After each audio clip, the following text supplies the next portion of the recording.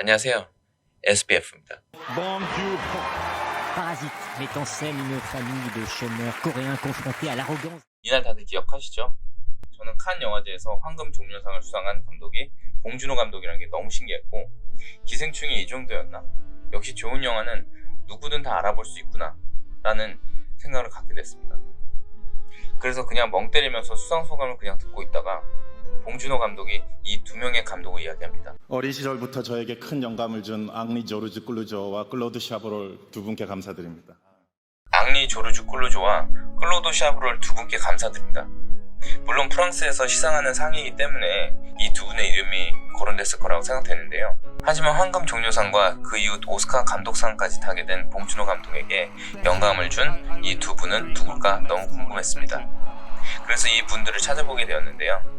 이분들이 만든 영화 중에서 앙리 조르주 클루조님의 영화를 볼 수 있었고, 특히 클로드 샤브롤 감독은 어디에도 찾아볼 수가 없었습니다. 아시는 분들은 어디서 볼 수 있는지 알려주시기 바랍니다. 호러물 또는 스릴러물로 유명한 히치콕 감독도 앙리 조르주 클루조를 당시 라이벌 상대로 생각했던 만큼 그 시대 영화 거장 중에 한 명은 확실했다고 봅니다. 아무튼 감독 앙리 조르주 클루조의 영화 두 편을 보았는데요. 그건 바로 공포의 보수와 디아볼릭이란 영화였습니다. 이 영화 모두 질투, 시기, 살인, 복수 등 인간의 어두운 면을 보여주는데요. 불편하면서도 깨달음을 주고 어떤 장면이 나올지 또 어떤 스토리로 이어질지 계속 궁금해하는 자기 자신을 보게 되더라고요. 이 두 작품 다 정말 좋은 작품이지만 그 중에서 저는 디아볼릭이란 영화가 가장 재밌었고, 그래서 이 영화를 소개해드릴까 합니다. 이 영화는 스릴러, 추리수사, 반전 영화를 좋아하시는 분들에게 추천해드리고 싶은 영화입니다. 이 영화는 영화 공포의 보수 차기작으로 만든 영화인데요. 1955년 1월 28일에 프랑스에서 개봉했었고, 이 영화 러닝타임은 총 114분, 거의 2시간 영화이며 15세 관람가입니다. 미국에서도 디아볼릭이라는 영화를 리메이크했는데 추천드리진 않습니다.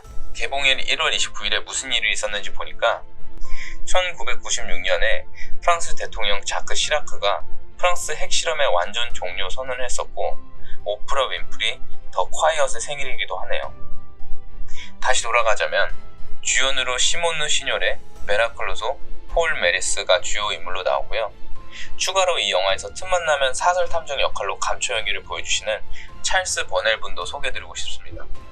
이분은 조연으로서 가끔 나오시는데 영화 내내 뭔가 한 건 할 것 같은 느낌을 계속 줘서 너무 좋았어요. 이 영화를 간단하게 소개해드리자면, 프랑스 지방에서 작은 학교를 가지고 있는 전직 수녀인 학교 교사이자 소유자인 크리스티나는 해당 학교 교장 미셸의 남편과 함께 살면서 잠자는 시간만 빼고는 하루도 안 빠지고 사람들이 앞에 있든 없든 상관없이 그녀를 무시하고 조롱하고 잔소리를 하는데요. 그로 인해 크리스티나는 미셸을 증오하게 되고 그 남자와 함께 있는 것조차 너무 싫어서 이혼을 하기 위해 우선 방학 때 니콜이라는 교사를 따라 그녀의 집으로 도망을 갑니다. 하지만 교장 남편 미셸은 교사 니콜 집까지 찾아가서 크리스티나를 데리러 오려고 합니다. 남편이 오기 전에 니콜은 크리스티나에게 그렇게 증오하는 남편을 살해하자고 제안을 하고요. 크리스티나도 옳지 않다는 것을 알면서도 그녀 말에 홀린 듯 남편 미셸을 니콜과 함께 죽이게 됩니다.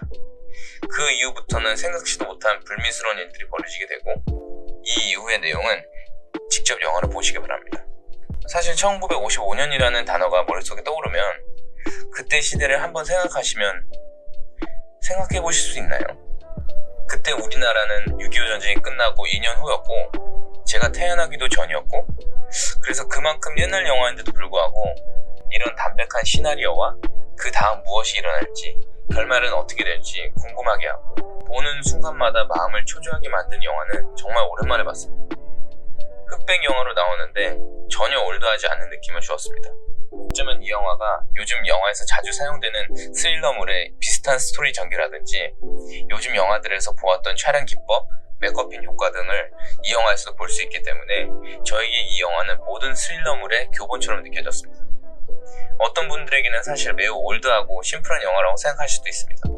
하지만 저는 절대 킬링타임 영화는 아니라고 생각합니다. 이 영화를 통해 사람들은 이미 알고 보고 경험했던 무서운 상황들보다 보이지 않는 것에 대한 두려움이 훨씬 더 크다는 것을 알게 해준 영화입니다. 정말 영화를 보면서 머릿속에서 다른 생각이 전혀 나지 않았고 보는 내내 긴장감을 늦추지 않게 하는 촬영 기법과 배우들의 표정 연기, 그리고 뒤에 나오는 소리, 음향 이런 것들이 마치 이 영화를 만들기 위해 스릴러물에 최적화된 앙상블이 함께 보인 느낌이었어요. 니콜 집에서 울리는 전화벨마저도 무섭게 들렸습니다. 이 영화를 보면서 저는 순간순간 나오는 스릴있는 장면, 촬영 기법, 영상에서 나오는 음악, 음향, 그 묘한 분위기 이런 것들을 보면서 봉준호 감독이 가끔 생각이 났었어요. 봉준호 감독의 장르는 봉준호다 라고 말을 하듯이 봉준호 감독은 이런 명작들에서 보고 배우고 깨달은 좋은 장면, 효과, 촬영 기법들을 봉준호 감독 스타일로 다시 재탄생시키거나 기존 방식대로 본인 영화에 많이 썼다고 생각됩니다. 한 번 더 강조하고 싶은 것은 배우들의 연기였습니다.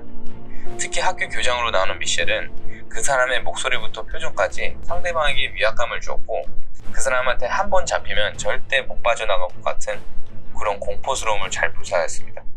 한편 크리스티나는 순진하면서도 가끔은 당돌하며 용기 있는 모습을 보여줬고 이분의 역할은 이 영화를 보는 관객이 그녀의 입장에 서서 몰입하여 볼 수 있도록 도와줬습니다.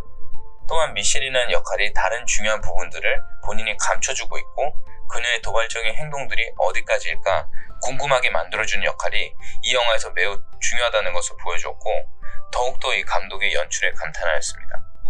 제 개인적인 의견으로는 이 시대에 이런 작품을 만들었다는 것만으로도 제 생각엔 사기입니다. 이건 제 생각 다 표현한 것 같습니다. 이제 보시면 됩니다. 마지막으로 로튼토마토 평점 보여드리고요. 이 영화는 DVD, 유튜브, 네이버에서 구매하여 보실 수 있습니다. 그럼 이만 인사드릴게요. SBF